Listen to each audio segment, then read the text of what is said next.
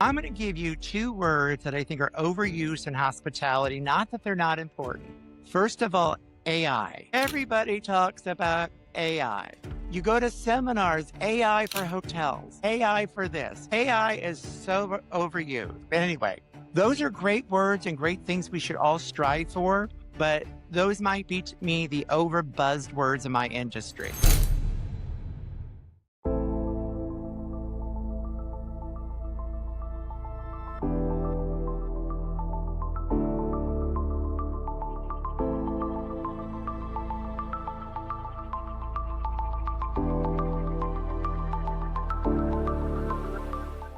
Welcome back to Deep Current. I'm Andy Monge with Oceans Code Experts, and today we're going into hospitality from a really interesting angle: independent hotels, reputation, and what it takes to compete when the big brands are right down the street.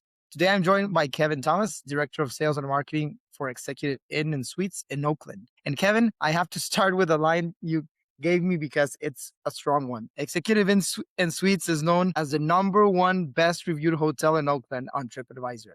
This is not a small thing, especially since the market like Marriott, Hilton, national chains nearby. So first, welcome to the show, Kevin. Thank you so much. It's so fun to be here. As you see, I'm relaxing in our hotel with that beautiful water view. Oh, but that's just a slide, but it is outside. It looks beautiful, by the way. Yeah, I love that background. So thank you. Thank Before you. we get into the hotel in Oakland and everything into hospitality, how did you end up in hospitality? Was it always the plan, or did the industry pull you in? Actually, it was never the plan.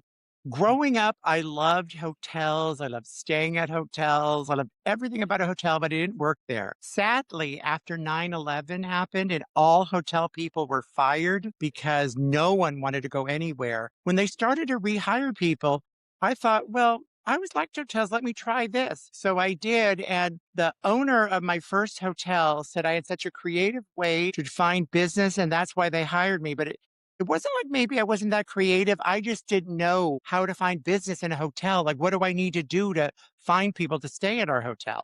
So they also teach you a lot of terms. I mean, on a funny note, I had a colleague, she said, if I don't know a term, just ask her on the side and she'll explain to me. So one of my first meetings, we're talking about Smurfs a lot. Smurfs are great. Smurfs are good. I'm thinking, why do we care about those little dolls with the long hair? But in the hotel world, a SURF is a social, military, religious, educational, fraternal group. You got to learn your terms. Gotcha. I'm a gamer myself. If you tell Smurf to me, I will think it's someone using another account that is not their main to just bump up other people. That's Smurf to me. So terms. Yeah, so we all That's have to nice. learn our stuff. Yeah, perfect. And what part of hospitality hooked you first? Well, I always like working with people. I mean, that's just the fun part of it. Because, for the most part, people are good. And then when you're in hospitality, you're kind of enhancing their experience. Like, they can come to a hotel and have the worst experience, and that ruins their entire trip. So Yeah, if there's things I could do to elevate their trip, that really excites me. great. I love it. And to give our listeners the quick picture of Executive Inn and Suites, what kind of property is it? Who stays there? And what makes it different from a typical hotel experience in Oakland? Well, the first thing is, I think when I call us the #1 on TripAdvisor, as I told you, it's not that I'm cocky, it's just that I'm proud. And to be honest, and my owners will get mad, I think the name Executive Inn and Suites is so boring. How am I going to stand out among these sea of chains? So when I meet people, I say I'm the #1 best reviewed hotel in Oakland. And we get that yes for that great view you see in the background. But our staff is very caring. We don't just make it a transaction. We care about our guests, sometimes by doing little things to improve their stay. We have several like hospital clients with really sickly people and their families are visiting. So we're extra sensitive to them. But the kind of people that stay here is we have some bands stay here. I'm preparing next week for 1 million Little League people to stay here, which was a lot of moving pieces. We care so much that I'm moving other people around so I have more rooms for the Little Leaguers because three out of the four rooms don't want to be at different hotels. They want to all be together. So we've always gone above and beyond. We used to have a sports team stay here for several years. Since their opponents would be here for like 10 days, we might treat them to a pizza in the middle of their stay or give them cookies, just something to say thank you for coming. But sometimes that little extra thing makes a big difference. I agree. If you care for your people, they'll definitely come back. So I think that makes a lot of sense. So your waterfront, independent and highly reviewed. That combination feels like intentional. What do guests usually comment on first? Well, when they come in, what's first? Yeah, I mean, what do they comment on first? If it's the waterfront view, then you have Well, an independent usually hotel, the reviews. I got you now. One side of our hotel is the freeway, so you can get anywhere fast. But when Mhm. people see that side, they go, well, I got a good rate. It's got a good review. We'll just go there. So when people walk in the door, they can see right through the hotel to the water. And a lot of times people don't even check in first. They walk through the hotel and go out to the back along that little patio and or pathway and look at the water because the sun sets right behind our hotel. You can go outside and look to the right and see San Francisco.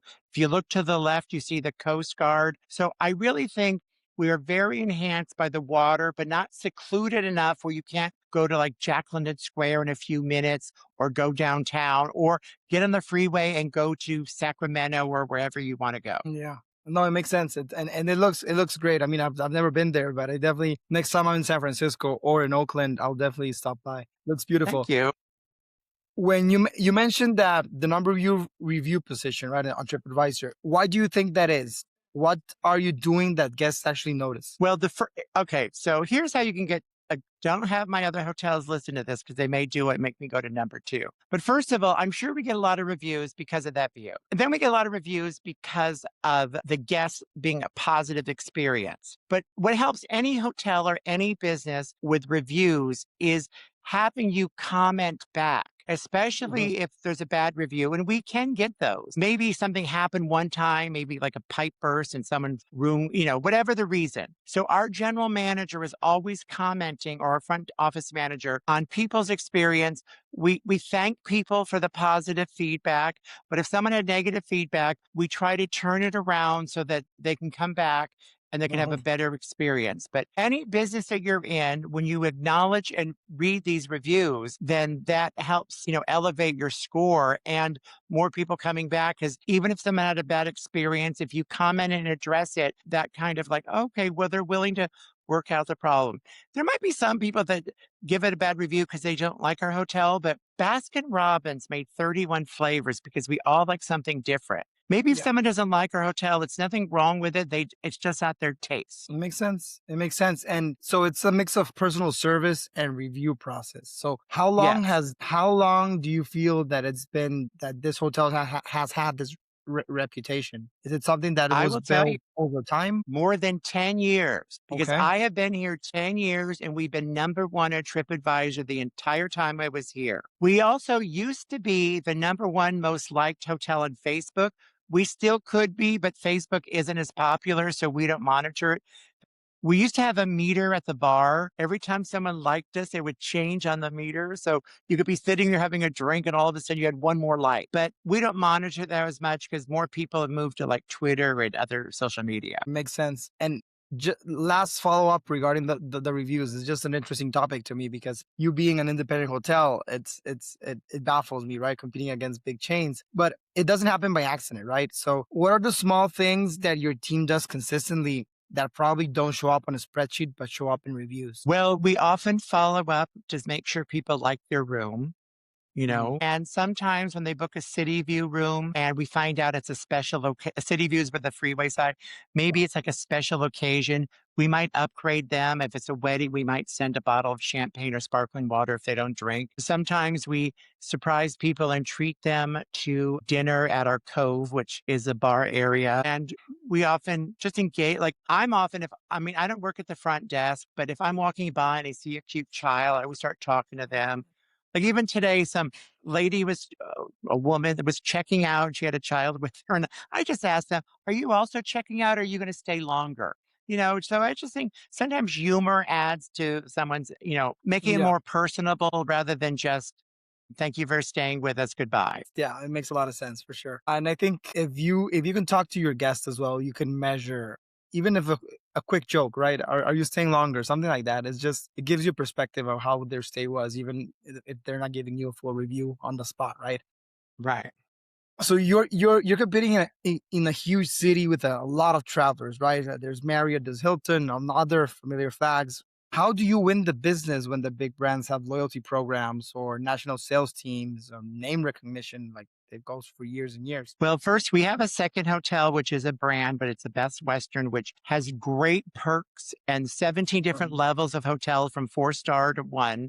But they people though don't realize what a great rewards program they have, but the other people that I'm competing against, it's really tough. So the biggest thing that I will do to try to not have them stay at the big brand is I will answer very quickly to their request, because we get a lot of email requests. mm, I need 22 rooms this day. I will answer fast. So okay. will my other people on my sales team, because sometimes years ago, before the pandemic, used to say you should take 2 or 3 days to answer so they don't think you're hungry for the business. But in today's world, sometimes they want the answer right now. This is a right now world we live in. So Yeah, sometimes if you answer right now and they like your price, they're not waiting for the other people, they're booking you. So we try to answer right now. And oddly, one of the biggest business I'm always trying to get is we're the closest hotel to the Coast Guard. So I once want to visit the travel planners in Texas who book the Coast Guard. Now they primarily have to look in the city of Alameda, but to get to because that's where the Coast Guard is, which is the next city, by the way, since you don't know. But to get to the Coast Guard, you have to drive by my hotel. You cannot get there from Alameda. So I always try to point on a map to the people that book the groups for the Coast Guard that look, don't look at Alameda because it's farther away. I am right there. You could almost walk there. So when I do try to book those groups, I always call the booking agent to remind them where we are and that I did treat them to barbecue 2 years ago. that's good. Yeah, personal relations. That's great. And is your biggest advantage service, value, location, flexibility, or is it something else? So, okay, value of those terms you gave me, Hmm. because since we're not a branded hotel, we don't have any fees to pay for branding, because a lot of times a branded hotel has a plateau of different monthly fees they have to pay for the Hmm. brand name and give to the brand. So value would be probably of those terms you gave me, value would probably be our number one. Perfect. And do travelers still care about independent properties, or do you have to educate them on what they are? Actually, I think it's not a yes or no answer. I think some Mhm. people like an independent property, but once again, I don't think my name sells the hotel. So, in my educating, like when I have meeting planners, I try to get them to come see us if they're in the area, even if they're staying at a big brand, just to come over, just to look out the window. And then Yeah. I hopefully that changes their mind. But I do think I also like to educate on branding our Best Western plus Bayside Hotel next door. A lot of times, still to this day, when people hear Best Western, they think it's maybe a 2 or 3-star hotel by an airport. But there are 17 brands under the Best Western name. Some of them are resorts in Florida. We have a lot of great in Europe. If you went to the Pepper Mill in Reno, that's a Best Western. So I also like to educate that there's many levels of the brand, Mhm. even when I'm selling that property. That makes sense. And when now we live in a digital world, right? Everything's online. Everyone does most of the bookings online. And you go into one of these websites and search for a hotel in Oakland. What do you think it tips the decision to go in your favor? Is it value still? This is, I think, the best question you're going to ask me, because when I'm bidding, let's say on a group, I don't just pull a number out. I look how we did the same time last year. Then Mhm. I go, if someone goes online right now to book this room, what are the rates that they're getting? Because I don't want some third party or anybody else to sell better than I do. Now, I might even lose, besides the big brands, I might lose business to people that have a loyalty points with like a third party, but I try to make sure my rate's better than them. And I would tell anybody when you're booking a third party and you go online, make sure that's a known site. There are many ones with names we've never heard of. We don't know where, well, we sometimes know where they get their inventory, because we often make fake reservations to see where they got their inventory. But there's a lot of sites that aren't affiliated with one of the big third parties and they have a very low rate.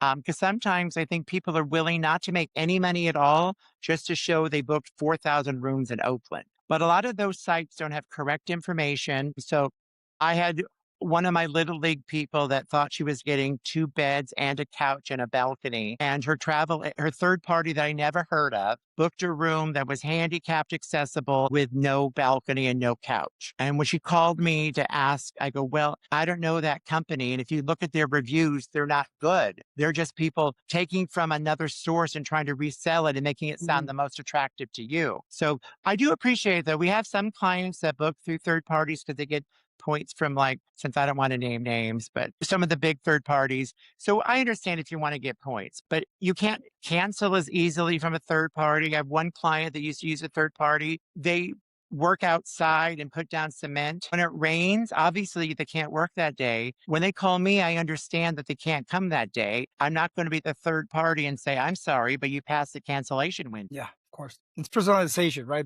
That personal experience that you're able to give them that nobody else can. So it makes sense. And when we talk about like hotels in general and specifically going to your hotel, what is the hardest thing to compete against? Is it loyalty points, corporate contracts, digital visibility, pricing, sales coverage, all of the above? I would more say it's the loyalty points because it's with the brand people heard of. Sometimes I lose groups, even to the Coast Guard. I hate to keep using them as my reference, but the people wanted one of the big brands' points. So, and they go, oh, I know that big brand. I have one of those in my town too. So that's usually, That's the top. I even Okay. had once during the pandemic, we were open because we had a lot of nurses and construction workers and people that were allowed to work. And a client came over that was staying down the street at a brand because their breakfast was no longer good during the pandemic and ours was. So they almost brought their corporate client to us, but all their team decided they'd rather have a bad breakfast and still get the points rather Very than cool. being able to go on a balcony at my hotel, just they don't have points. Yeah. I mean, it happens, right? But you know what? So, I do like having other hotels to compete with because Oakland is such a beautiful city. By the way, it's the number one best reviewed city in America for 2 years in a row. But we as hoteliers, our community, we just had a meeting with all hotel salespeople. I like to have camaraderie with the other hotels. When we sell out, we turn to one of them or they turn to us. We want to keep it in our town. of course. That makes sense. And speaking of competition and the reputation part, I mean, being number one is great, but staying number one sounds exhausting, like crazy. What does it take operationally to protect that every day? Well, I don't think we do anything special. We just remind our team to always be nice to people. I think we actually, and this hasn't been in every job I've had. I don't think this is even an interview question because you can't be, but we seem to hire people that care. Uh-huh. Some people will just come to work and their whole job is to be done in 8 hours and leave. But our people care. If we hear something, we try to do something about what we hear, like it's a special occasion or someone wished that the room next door wasn't loud, but they never complained. We Yeah, just, we care. And we've had, I call them our boomerang employees. Since I've worked here, there's been at least four people who have left, but then they quit their other job and come back. And then we're very family oriented. The hotel is owned by two people and they really care about us as human beings. And we've had people that went to college together and then they all got each other jobs here after college because they liked it. They were all roommates. We've had someone marry someone on the staff, that was a sweet thing. We've had people fall in love and get engaged here. So, and even like our GM, so good. He really does the term of general manager. He will help sales. He will help housekeeping. He will help any department. He doesn't just dictate. We've had team meetings, he will grill us all lunch. Like instead of just ordering, he will go out and grill it in our grill outside, all of us lunch. He cares. that's And nice. when someone Yeah, cares, you try to make sure you do good so that they're proud of you. that makes a lot of sense. Yeah, it sounds very nice. And going back to like formal process of reviews or something, do you have a process where you follow up on guests' feedback, or is it more a relationship driven, handled case by case? Well, it's case by case, but we always follow up on guest feedback. Anything that well, not anything, we can't follow up on everything. But if Mhm. someone said they had a nice stay, but if someone said that the air conditioner was always rattling all night long, but they didn't say anything while we're here, we go look at that air conditioning and then we write to them and say, we're sorry about that. We fixed it. Do you want to come back sometime? And we often give a little extra perk reason for them to come back. Um, whether it's super positive or the few negatives, we always address the reviews because we care and we Yeah, try to turn things around. perfect. Yeah, I like that. If we And how you know when a guest is happy before they leave? Is the team trained to catch things in real time? if they're happy before, usually if they leave and they're unhappy, we can tell that. Okay. But a lot of times if people leave happy, I mean, they just smile and say goodbye or I had a wonderful stay. We always ask how they like their stay, but if people aren't happy about some reason, they make it known. And it's really tough about, I'm say unhappy guests because I've worked in hotels for a while and there's levels of people's satisfaction. There are the people that will tell you if something wasn't right because they want you to fix it so it's better. And then there's the people that will tell you something's not right because they're expecting a big discount or free stay. So those have to be evaluated because we want them to leave happy at the end of the day, but we don't want to just have everybody stay in for free because they Mm. said something. And because a lot of people say my stay should be free. Like my window didn't open, so I should stay for 3 days for free. Yeah, I So, get that. you know, Yeah, with that, one that's by tough. one. Those are the toughest one, I think, for sure. Yes. And what tools do you rely on, like to track guest feedback reviews? Do you use like internal tools, or do you have like public sources where people leave feedback in general? Well, when people do feedback, we go to TripAdvisor. By the way, hotels follow TripAdvisor. We don't really follow Yelp. But for Okay. meetings, we have a survey that our sales team sends after a meeting because we're always trying to make everything better, even in a meeting. So we send out a little survey. What you like the best? What can we improve upon? And then we take those things in consideration and maybe change stuff. Even a couple of years ago, we don't have our own catering on site, but we have a preferred caterer where we list their food items on our events menu. He changed his cook, but he didn't tell us. And we started getting people not liking the food. And then we tried it and it wasn't the same. So we switched caterers. But, you know, if it looked the same and it didn't taste the same, if someone didn't tell us that the sandwich that they ordered wasn't as good as was last month they were here, we need to know this. And we can't, of course, always. I mean, I'd love to always order an extra sandwich for me, but let's try to not waste money. Yeah, of course. And when we chatted before the other day, you said you were prepared to talk about the perception of Oakland and crime. So let's go carefully but honestly. For someone outside the Bay Area, Oakland can carry a certain perception, right? How does that affect hospitality and travel decisions in general? Well, I use the word perception because Oakland is a major metropolitan city. We Mhm. do have crime, but every big city does. I always say, though, crime is an opportunity, not a neighborhood. So the first thing anybody should do, whether they're in Oakland, San Francisco, Beverly Hills, wherever, don't leave valuables in your car, wherever you're at shopping. I also tell people, don't pull into a shopping center and take bags out of your back seat and at that moment put them in the trunk. Do it before you leave. But the perception, social media has made it very tough because Oakland has had a bad reputation for being an unsafe crime city. But people love to read that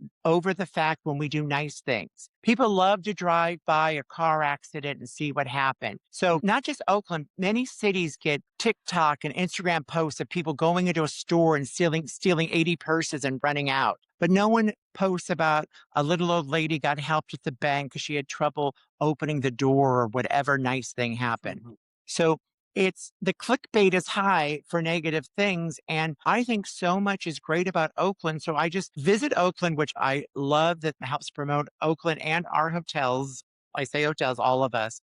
They've been really good at opening people's eyes to that because I mean, Oakland has made sure people know we have in America, the top restaurant city for 2 years in a row. And people don't know all the beauty in Oakland. Like if you go to the Oakland Museum on a Friday, when you walk out, there's food trucks and music. People Mhm. don't know that Fairyland was actually the inspiration for Disneyland. People don't know we speak 125 languages here in Oakland. And if you watch the movie Up, they eat ice cream at Fenton's because Oakland is really on the map. So I say all that because I'm trying to also diffuse that Oakland is a scary city. I will tell you that your car could get broken into, but it could get broken into any place. Where, And yeah. knock on wood, I don't know if this is wood I'm knocking on, but I've been here 10 years. Nothing's ever happened to my car here because I leave nothing in it. If you want to break Mhm. in and steal my phone charger, that it. The clickbait makes everything sound worse in any city because more people want to read Of Except course. for on the positive side, if we did have puppies, it'll everybody in Oakland needs to do videos with puppies and kittens. Oakland needs to do videos with puppies and kittens. I agree. I agree with you. It makes sense. Yeah, people like to read and talk about the bad things, never about the positive because it doesn't make good news. So I agree with you. To add to for the positive things, because this year we had an Olympian gold medalist who's from Oakland and an Oscar winner from Oakland. So Visit Oakland did a great job at making sure everybody knows those people are from Oakland. That's great. I love that. And what do you, just to finish, to wrap up this topic, what do you wish travelers knew about Oakland before they formed an opinion? That you can have a lot of great times in Oakland and not just use this to stay when you want to go to San Francisco. Some people come here cheaper than San Francisco and then they go to San Francisco for the day. But we have Jack London Square. We have waterfront property.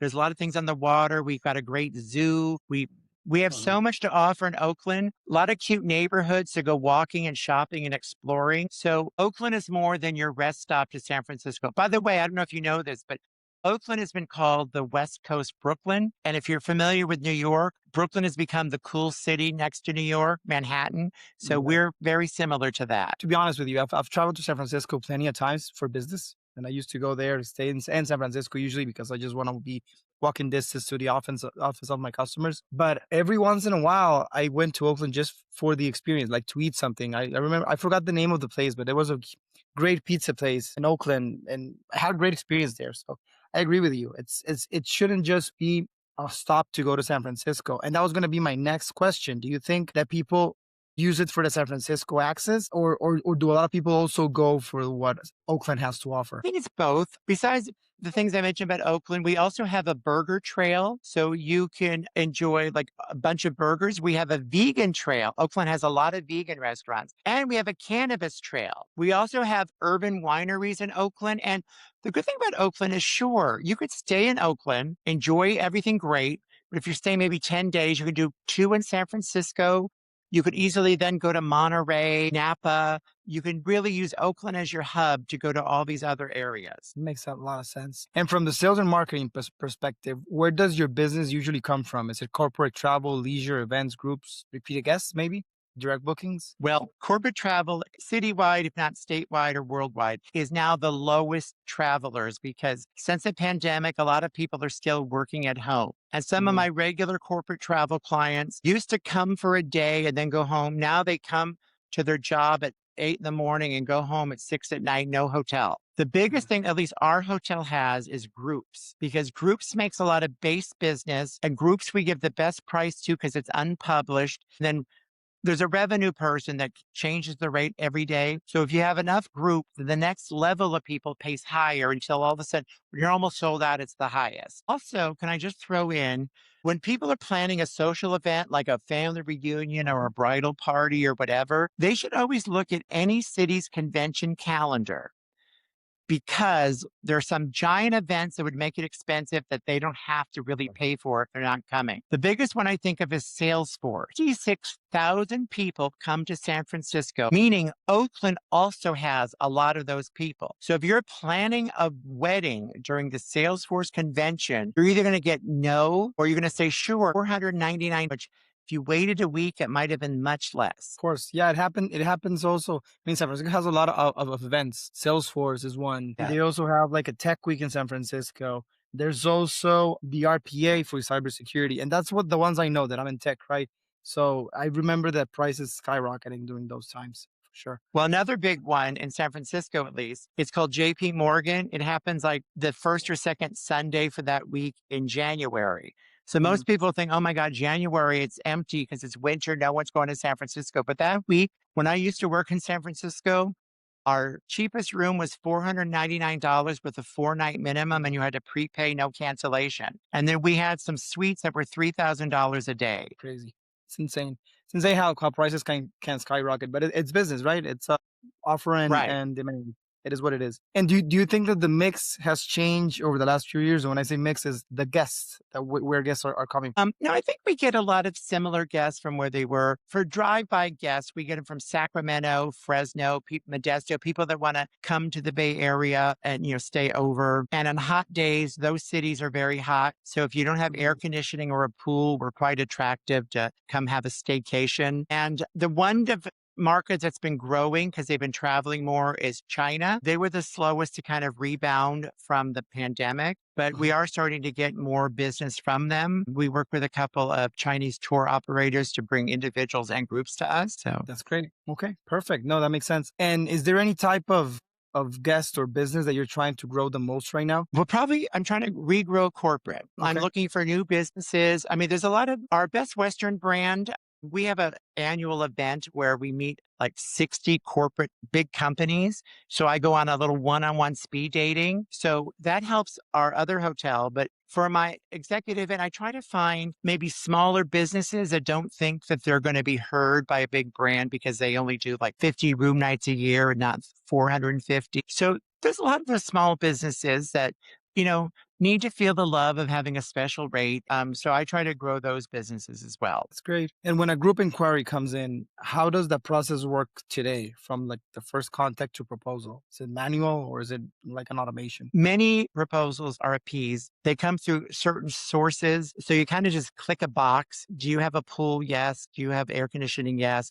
What's the rate? You fill it in. Then you get one paragraph to write something nice about your property. And then they end up comparing you all to all the other people they asked. Got it. And internally for you, I mean, as a company, operationally speaking, how does it look for it? How does it look for like for you if it comes in like a big inquiry for a group? You just it's basically a standard process. You have like a you add it in as a lead and then start following up and send like the information and that's Yeah, it. so we got it as a lead, but I really have to commend. I have this sales manager named Lisa.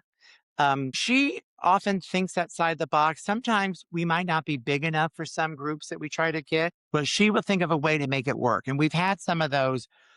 Like one example I remember, we had a group of like 120, which is the maximum we could do in our meeting space. But then Mhm. they also all wanted lunch and we don't have enough space in our bar area for lunch. So she said, why don't we move some of the furniture out of the lobby and then we just put more tables there? Oddly, that day when they were here, the weather was beautiful and they went all outside and ate on picnic tables and on little tables right outside our door. So the lobby, which we're expecting to have 30 people sit at, had like two. Nice. It's very nice. Yeah. I mean, if the weather helps, for sure.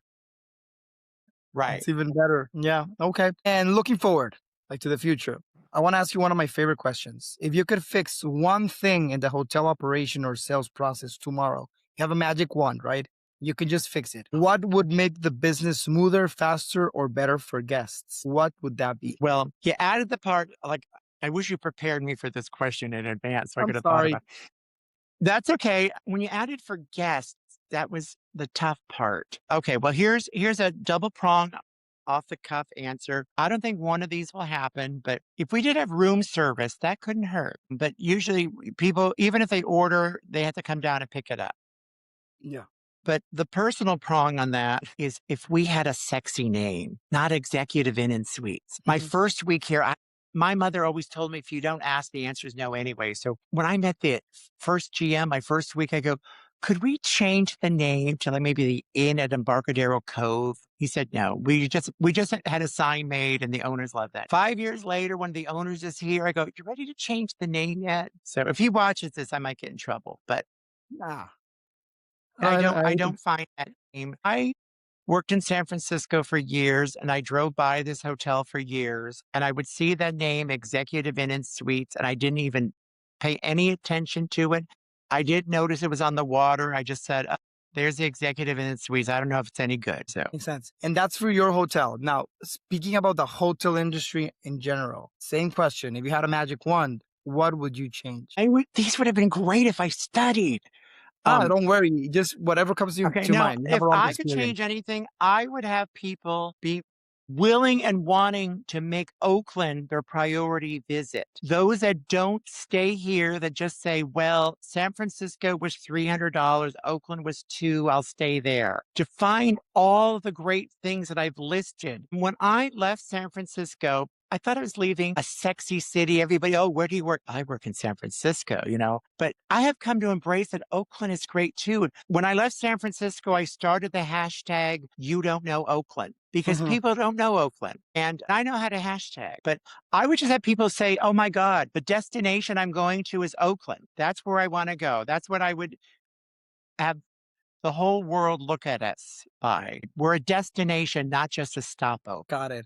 And looking ahead, what do independent hotels need to do get better over the next 3 to 5 years to keep competing with big brands? Well, we need to make sure we're always tech savvy with apps and social media, where we always have people interacting and posting stuff to keep us relevant, as well as maybe exploring some of the, because I think one area that I'm starting to try to work on for our hotel is to try to go after a younger demographic because I think our hotel is great for 30 to 50-year-olds, but we're on the water. We'd still be great for like a 23-year-old, but we have to reach them on a platform that they know. And so maybe 3 to 5 years, we will be also number one among 23-year-olds. That'd be great. And you mentioned technology, right? What in hospitality, speaking about technology specifically, is overrated and what is underrated? Technology? I Okay, mean, well, technology that you use for your hotel, yeah. I'm going to give you two words that I think are overused in hospitality, not that they're not important. First of all, AI. Everybody talks about AI. You go to seminars, AI for hotels, AI for this.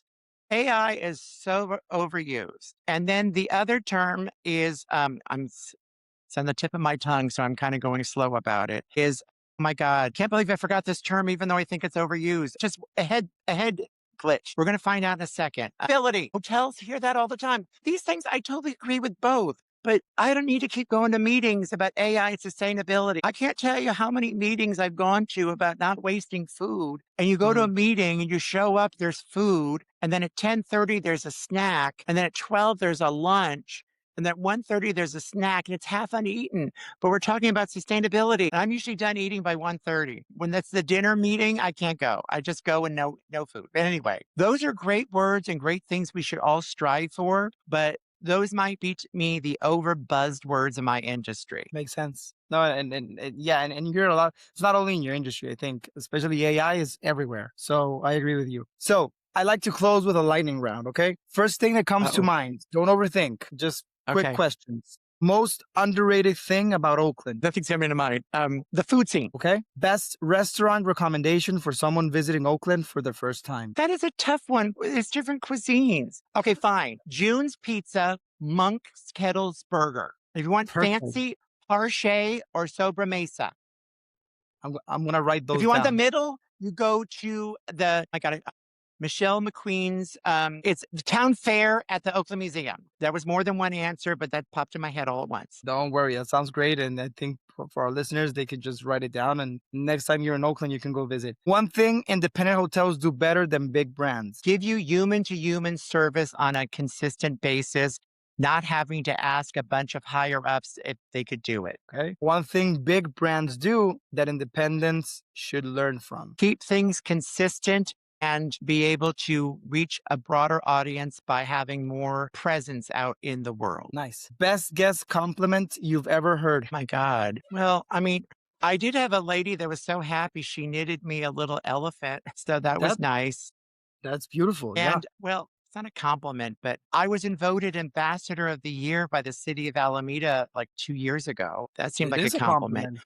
It is a compliment No, for here it is. sure. I'm sorry. The Coast Guard once came to dinner and they brought me a card they all signed and gave me a little present for being a good partner to them. It was very touching. That is, it is. I like those answers. So very good. What makes a great hotel salesperson? Someone that follows up, is consistent, and doesn't make up stories, is honest. Perfect. And what should every traveler ask before booking a hotel? Is there a better time to me to come, or do you think this is the best time for the best rate? That's yeah, That's a perfect one. So, Kevin, it was great having you. I love this conversation. I mean, it wasn't just about hotels, it was a little bit more personal as well. It was about Oakland, about the reputation, local pride, service, how independent properties compete when they don't have the giant brand machine behind them, right? Where can people find you, follow you, or book a stay at Executive Inn and Suites? ExecutiveInnOakland.com, and Inn is two N's. It's not like I'm saying I'm an executive in Oakland. It's Mhm. ExecutiveInnOakland.com. And And how make about sure you? you do Or that follow you? because, well, I mean, if I'm Real Kevo on Instagram, ReelKevo, but I don't usually post a lot of hotel things. I do promote the community. I also promote the arts. Which is nice. I know.